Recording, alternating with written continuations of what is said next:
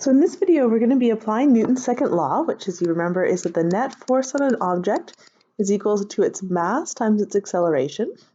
We're going to be applying that law to various problems. So our first one, let's say you were pulling a sled forward on horizontal ground at an angle of 30 degrees to the horizontal. So you're kind of pulling it up a little bit with a tension force of 42 newtons. The sled has a mass of 24 kilograms. We know the coefficient of kinetic friction is 0.12. We know your initial velocity when you start out pulling the sled, and we want to know how far you travel after 10 seconds. All right, so there's a lot going on here, so probably a good idea to start is to draw a little picture of what we've got. So we've got horizontal ground, so you want to draw that in there. You've got your sled. It's feeling a tension force here, so there's an Ft. And that tension force is angled at 30 degrees to the horizontal. So that's 30 degrees in there. The sled will also feel some other forces, right? It'll feel a normal force from the ground. There's Fn. It'll feel a force of gravity downwards. And it'll feel the friction force backwards. It's going to be a kinetic friction force, right? Because this sled is sliding on the ground. And every free body diagram needs a coordinate system here. So y is positive up and x is going to be positive forward. We usually make our coordinate system parallel to the ground, and this is just horizontal ground. So we'll use just a regular horizontal coordinate system. Makes sense here. Let's write down our given. So what do we know? Well, we know the angle that you're pulling at. So theta is 30 degrees. We know the tension force, Ft, is at 42 newtons. We know the mass of the sled, 24 kilograms. We know the coefficient of kinetic friction, so that's mu k, and that's 0.12. We also know the initial velocity, and we know the time, but I'm going to save those two givens for the next part, because even though what I'm really looking for in the end is how far I go, which is an x2, that's a kinematics problem, the way that you switch from a dynamics problem to a kinematics problem is almost always by finding the acceleration. So I'm actually going to say that the thing I'm looking for originally is the acceleration in the x direction. If I can find that, then I can switch to a kinematics problem and use these velocities and times in that problem. So we'll sort of write out our given and required again once we get to the kinematics part of this problem. All right, so now we are ready to start solving. So I'm going to have to redraw my free body diagram so we can see it here. So there's my sled. Here's the friction force, Fk. Here's the normal force, Fn. Here's your tension force, Ft. And the tension force is going to have the two components, right? It'll have an x component here, and a y component here. So this is Fty, this is Ftx, and the angle in here is the 30 degrees, right in there. And then, of course, gravity on here, Fg, and our little coordinate system over here. Y is positive up, x is positive over here. Okay, so once you've drawn your free body diagram, if you can find the force of gravity, that's not a bad idea to find that one first. And here we have enough information to calculate gravity. So let's do that. So the force of gravity, I'll just fix that weird line. Force of gravity is m times g, and in this case, the force of gravity is straight down. We said that y is positive up, so it's going to be a negative value. It's going to be negative m times g. So the mass of the sled is 24 kilograms. G is 9.8.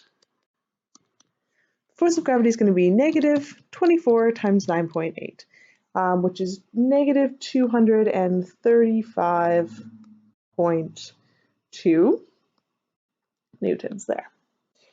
All right, once you've found any force that you can, and that's really the only force that we can just sort of find something of right away, then it's a really good idea to take any force that's at an angle and split it into components. So we need to find the x and the y component of tensions. That's the only force that's at a funny angle. So I'm going to solve for ftx here. Actually, I'll do it in purple so it all matches nicely. Here we go. ftx. It's going to be the tension force itself, and then ftx, that component is close to the 30 degrees. It's going to be that tension force, which is 42 newtons, so 42 cos of 30. So 42 cos of 30 gives me 36.37 newtons. And that's positive because you can see that ftx is forwards, and I set x to be positive forwards. fty is going to be 42 sine 30. You can see it's far away from our angle, and you can think about sines as being far away on the highway. That helps. So that's just going to be 21 newtons, and it's also positive. So you can see that arrow is up. Okay, so we found gravity, a force that we could find really easily. We've split tension into its components, x and y, so now we know the x and y component of every force. The normal force, gravity, and friction are already on the xy plane, right? Normal force and gravity are both y forces, and the friction force here is clearly an x force. So we don't need to split anything else into components. We are ready to sum up our forces. So that's the next big step in all of these problems. You'll want to sum your forces up in y, and sum your forces up in x. Let's do the net force in y first. So in the y direction, there's three forces. There's the normal force, there's gravity, there's also the y component of the tension force. Don't forget about that guy, he's important. All of those are there. The other thing that's really helpful that we know is that this sled might be accelerating. In fact, it is accelerating horizontally. AX is definitely not going to be 0. But AY will be 0. The sled isn't like jumping off the ground, but it's just moving horizontally. So that means AY is 0, so the net force in the y direction will be 0. So I can plug in a 0 here for the net force. Don't know the normal force. I can plug in my force of gravity here, so that's going to be the negative 235.2 in a minute. I know that one. I'll be able to plug in FTY. So all that means is that I can take this equation and solve for Fn. Fn is going to be negative Fg minus Fty when I move those guys to the other side of the equal sign. So Fn will be negative force of gravity, which is negative 235.2, and then minus Fty, which is this 21 newtons that we calculated there. So doing that, I get positive 235.2, right, when negative makes a positive, minus 21, and that gives me 214.2 newtons. And it's a good thing I got a positive number there for the normal force, because you can clearly see from your picture the normal force should be positive, and it is. So that's Fn. All right, that's going to be helpful to us. So let's just put a box around it so we can use it later. Now, how could I find the acceleration? Well, I know the acceleration is going to be in the x direction, so it probably makes sense to be summing up my forces in the x direction. I'll just erase a little bit of this stuff here so I have a bit more room.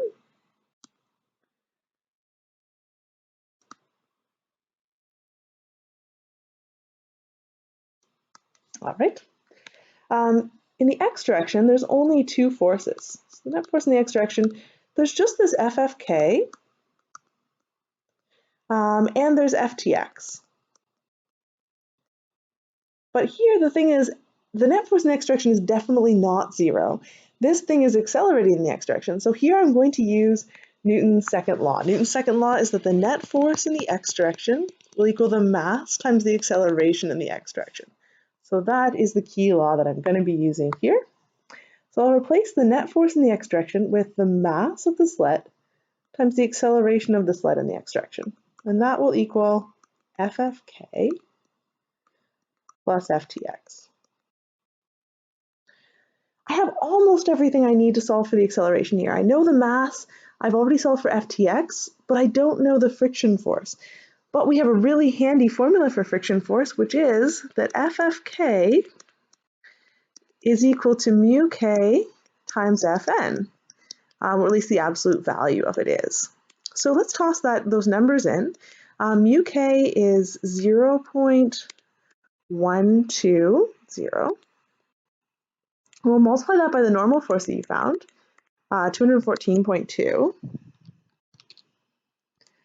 And that gives you a friction force of 25.704 newtons. The thing is, though, that's just the magnitude of my friction force. I need to use the picture to get the sign. You can see from your picture that x is positive forward. This friction force will be backwards, right? Friction opposes the slide or the relative motion between surfaces. So the sled is sliding forwards. So opposing that relative motion would be a backwards force. So this is going to need to be a negative friction force here. So FFK will need to be a negative value. So now I know FFK, the friction force, I know the x component of the tension force, I know the mass, I can solve for the acceleration. Just divide both sides by mass, and we're good to go. Plug in all your numbers. AX is going to be that friction force, so the negative 25.704. FTX we already solved for here, it's the 36.37. On the bottom, you have the mass of the sled, which is 24 kilograms. So plug all those numbers in. Notice you should get a positive number here, right? This sled is speeding up, and I get 0.444 meters per second squared. So that is my acceleration in the x direction. That's going to be really useful. Once you've found the acceleration in the x direction, you can use that to find to do a kinematics problem and find out what we're actually asked for, which is how far this sled travels. So that's what we're going to do next. So we're going to write out our given again, but now for sort of the kinematics part. So now we can say one of the things we're given is actually that the acceleration of the sled is 0.444 meters per second squared. I might keep, there's actually another 4 there if I use sig fig, so I might keep that 4 per second squared, just to be safe on my rounding errors so we don't make too many of those. In terms of kinematics, other things that I'm given is an initial velocity, so that's a v1, and that's in the x direction because it's horizontal. So initial velocity is 0.456 meters per second. And I want to know how far I travel after 10 seconds, so the delta t is 10 seconds. The thing I'm required to find here is x2. So one thing that I could always write down if I am not really given it is the x1 value. I can set to be 0. I can choose that and then find x2 relative to that. So that's kind of another given I can put in there. And now we're ready to figure out which equation would be helpful here. Looks like that second kinematics equation of x2 is equal to x1 plus v1x delta t plus a half ax delta t squared. It's going to be really handy here. All we have to do is plug our numbers into this equation because it's already rearranged for x2. x1 is 0, v1x is 0.456, delta t is 10. Here we have a half times the acceleration that we just found, the 0.4444, times the delta t squared, and delta t is 10 again, so 10 squared. You get to just plug all that into your calculator. So do that. And I get 26.8 meters as the x2, the distance that this this sled travels. So in 10 seconds, it'll cover 26.8 meters if it's able to keep on accelerating at that same rate. All right, one more example, very crucial example on how to stay alive while driving in the winter. Hopefully you never encounter this, but maybe you're driving a lot, and then in the middle of your trip, suddenly it starts to freezing rain. So maybe you've been going 60 kilometers an hour. That doesn't feel super crazy fast. But let's see how far of a stopping distance you would need if you were in freezing rain driving at 60 kilometers an hour. So The static coefficient of friction is what you're going to be using here, because if you maintain rolling without slipping, so this is you don't enter a skid. This is the safest way to drive in freezing rain. You want to brake really carefully, so you just apply enough brakes to keep your wheels still rolling so you don't start skidding. You'll be able to maintain static friction that way, and the static friction between rubber and ice is about 0.2. If you start skidding, the friction force goes down quite a bit to around 0.1516. When you're in a kinetic, sorry, that becomes a kinetic friction force if you start slipping. And that's going to be a lot less friction, right? So you'll slide a lot further if you enter a skid. So this is stopping perfectly, basically stopping as quickly as physically possible. If you maintain perfect stopping, static friction the entire way. You have ABS brakes in your car most likely, and that helps with this. So if you try to apply the brakes really fast, you'll notice the car will kind of jiggle. What that's doing is it's taking the brakes off and on and off and on so that the wheels keep on rolling and don't enter a skid. Or if the car starts to enter a skid, it lets the wheels roll a little bit more, releases the brakes a little bit so that you can get out of the skid. They're not perfect, but they definitely help a lot with reducing skidding and keeping your static friction as high as possible. So let's see what we're given here. So we know your speed. Your speed, you start with V1, it's an X direction speed, is 60 kilometers an hour. The first thing you should notice is that this unit is no good. So we need to convert that unit. Let's do it right away. So in kilometer, there's 1,000 meters. And in an hour, there's 60 minutes. And in 1 minute, there is 60 seconds. So when I do that conversion, I get 60 kilometers an hour times 1,000 divided by 60, divided by 60 again. Then you should get 16.667 meters per second. That's how fast you're initially going. We also know how fast you're going at the end, right? Hopefully you're stopped by the end. And we know the coefficient of static friction. Mu(s) is 0.2. What we're required to find is x2. Trying to find basically how far it takes for you to stop. But like the other problem we just did, you're actually going to need to find the acceleration first, and the acceleration will kind of be our bridge between a dynamics problem with a free body diagram and a kinematics problem. So we're going to have to find that AX. When you look at this problem, it feels like you don't have enough information, right? Like, doesn't it matter the mass of your car? Turns out it actually doesn't matter what the mass of your car is, which is kind of interesting, and we'll see how that cancels out as we go through.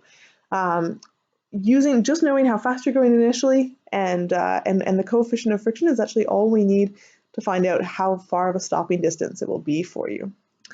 All right, so here's our free body diagram. We're going to be on horizontal ground. Here's your car. The car is going to feel a normal force, and it'll feel a force of gravity. And you'll feel a friction force, which is what's causing you to slow down. So in this case, because your car has a backwards acceleration, it's slowing down, that friction force will be backwards, and it's a static friction because you haven't entered a skid. You're still rolling without slipping, which is the fastest way to stop in any situation. So we need a coordinate system on here. Y is going to be positive up. X is going to be positive this way. All right, now we are ready to solve. So we'll start with trying to find out what that acceleration would be. So I'm going to need my free body diagram again here, so I'll just have to redraw it here. So here's my car. It's a normal force. There's that friction force, static friction force backwards. There's the force of gravity. There's the acceleration will be backwards. And there's my little coordinate system. Y is positive up, X is positive this way. Okay, normally I would start by finding a force if I could calculate anything, right? Maybe calculating the force of gravity, but here I don't know the mass, right? So all I can say about the force of gravity is that it's equal to negative mg. I know it's negative because I made that positive here, but I don't know what it is because I don't know the mass. Next thing I would do normally is split any force that's at an angle into its x and y components. But here, no forces are at an angle, so I can skip that step too. Our next move is the main move of all of these free body diagram kind of problems is we sum up our forces in x and sum them up in y. I'm going to start out by summing my forces in y. In the y direction, there's two forces. There's a normal force and there's a gravity force. And in the y direction, the car is not accelerating. Right? You can see that this acceleration is purely in x. So ay is equal to 0. So therefore, my net force in the y direction will be 0. So I can plug in a 0 there, get Fn plus Fg, and I'll also plug in the fact that the force of gravity is negative mg, what we said there. So that's kind of nice because it gives me a little equation for Fn. The normal force is going to be positive m times g. All right, that seems helpful, so maybe I'll put a box around it. But next what I'll do is sum up my forces in the x direction. In the x direction, I have just one force. The only force in the x direction is that static friction force. Now, in general, the static friction force could be anything up to mu s Fn, but it could be lower than the coefficient of friction times the normal force as well. But at this point, I'm looking for the shortest possible stopping distance. So this means I'm braking as hard as I possibly can without entering a skid. That means that static friction force is the maximum static friction force. Because of that, I can replace FFS max, because it's at the maximum, with mu s Fn. And using my picture, I can see that that's going to be a backwards force, so it'll need to be negative, even though this equation in general just gives you a positive number every time.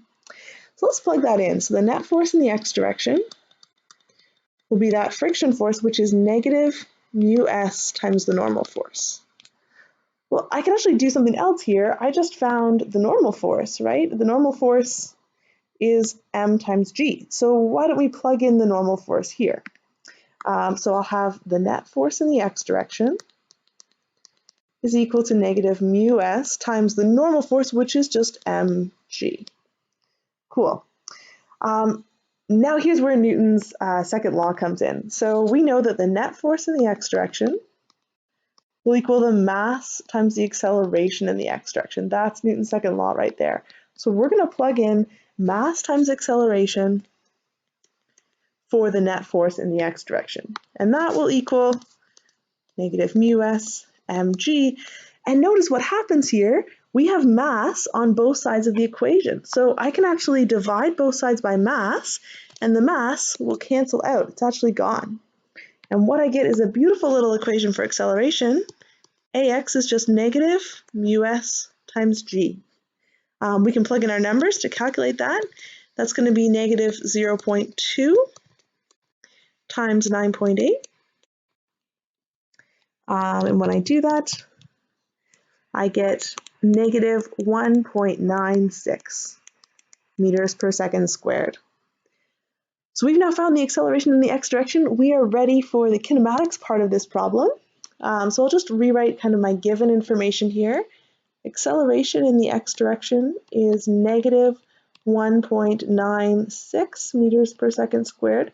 Notice it's negative, right, because it was a backwards acceleration. You're slowing down.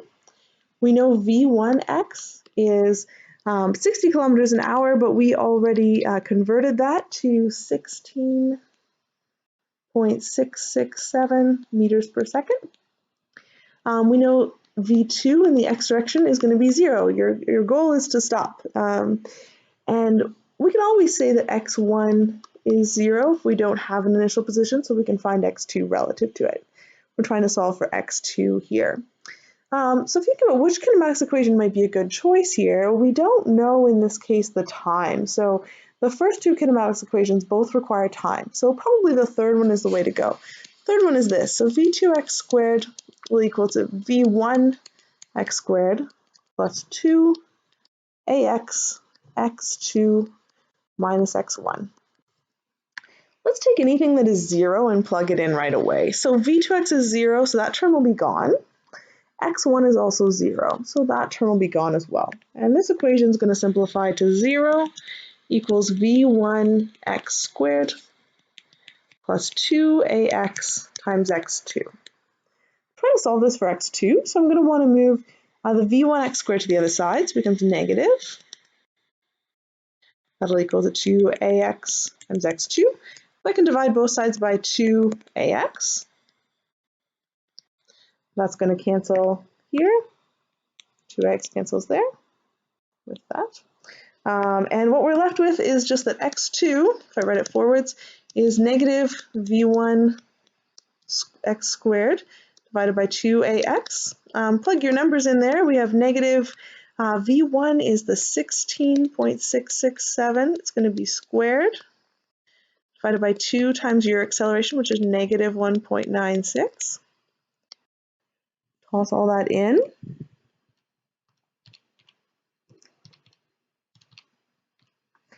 And you get 70.9 meters here.